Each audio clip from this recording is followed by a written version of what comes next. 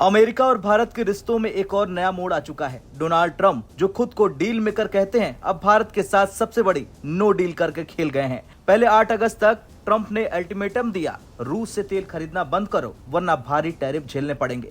लेकिन 8 अगस्त बीत गया, भारत ने तेल खरीदना बंद नहीं किया और ट्रंप ने ऐलान कर दिया भारत के साथ कोई ट्रेड बातचीत आगे नहीं होगी। लेकिन असली धमाका है ट्रंप के नए बयान से। भारत से आने वाली दवाओं पर 250% टैरिफ लगाने का विचार हो रहा। सोचिए, 250% टैरिफ, ये अमेरिका के इतिहास का सबसे बड़ा टैरिफ होगा किसी एक सेक्टर पर। भारत के लिए अमेरिका उसका सबसे बड़ा फार्मा मार्केट है। वित्त वर्ष 2024 में भारत ने अमेरिका को $8.7 बिलियन यानी करीब 7,613 करोड़ रुपए की दवाएं बेची।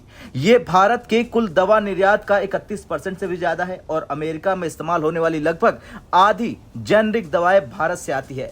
अब अमेरिका 250% का टैरिफ लगाता है तो सीधी सीधी दो बातें होंगी। पहली, दवाएं अमेरिका में महंगी होंगी। दूसरी, कई दवाएं मार्केट से गायब हो सकती हैं। एक उदाहरण समझिए, आज अगर अमेरिका में $10 की जेनरिक दवा भारत से आती है और 25% ड्यूटी लगाई जाती है तो कीमत $35 के ऊपर जा सकती है। अब अगर 250% का टैरिफ लगा तो कीमतें कई गुना बढ़ जाएंगी, जिसका सीधा असर होगा अमेरिका के हेल्थ केयर बजट पर। तो वहीं दूसरी तरफ अमेरिका के हेल्थ सेक्टर ने भी चेतावनी दी, अगर ये हुआ तो सबसे बड़ा नुकसान अमेरिकी नागरिकों को होगा, क्योंकि अमेरिका का Medicare budget, insurance premier, hospital bill सब आसमान छू लेंगे। और याद रखिए, अमेरिका पर पहले से ही $37 ट्रिलियन का कर्ज है। इसी बीच कहानी में आया एक और ट्विस्ट, चीन की एंट्री। भारत में चीन के एम्बेसडर ने खुलकर अमेरिका के खिलाफ बयान दिया। अमेरिका की हरकतों से डरने की जरूरत नहीं है, हम भारत के साथ हैं। अमेरिका को उन्होंने बुली कहा। अगर आप बुली को 1 इंच देंगे तो वो 1 मील ले लेगा।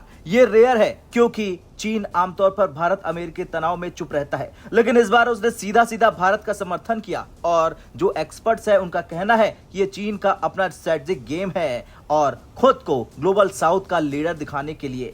लेकिन चाहे वजह जो भी हो, संदेश साफ है, भारत अकेला नहीं है।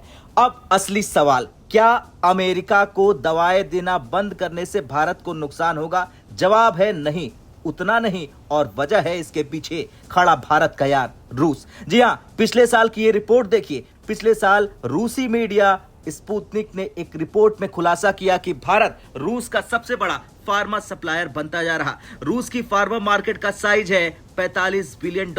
अगर भारत इसमें बड़ी हिस्सेदारी ले ले तो ये अरबों डॉलर का गेम होगा। रूस भारत को एक विश्वसनीय दवा आपूर्तिकर्ता मानता है। हाँ, भारत को रूसी मार्केट में एंट्री के समय कई बाधाएं आई, लेकिन अब हालात बदल चुके हैं। इंडियन फार्मा आउटलुक के मुताबिक भारत को रूस से पेंजा रीजन में नई एक्सपोर्ट अपॉर्चुनिटी मिल सकती है। और रिपोर्ट बताती है भारत ने $41 बिलियन साइज वाली रूसी फार्मा मार्केट का फायदा उठाना शुरू कर दिया है। इतना ही नहीं, कई भारतीय कंपनियां रूस में मैन्युफैक्चरिंग शिफ्ट कर रही हैं। मतलब अगर अमेरिका मार्केट बंद करता है तो भारत का उत्पादन और बिक्री रुकने वाली नहीं है, बल्कि अब ये ईस्टर्न मार्केट में शिफ्ट हो जाएगी, जहां कीमतें और मांग दोनों भारत के पक्ष में है। और सबसे बड़ी खबर, ट्रंप ने यूटर्न लिया। 250 टैरिफ का बयान देने के बाद उन्होंने फिलहाल फार्मा सेक्टर को तत्कालीन टैरिफ से बाहर कर दिया। यह साफ संकेत है कि अमेरिका भी समझता है, अमेरिका भी भारत की दवाओं के सामने झुकता है और यह कदम भारत से ज्यादा खुद अमेरिका को चोट करेगा।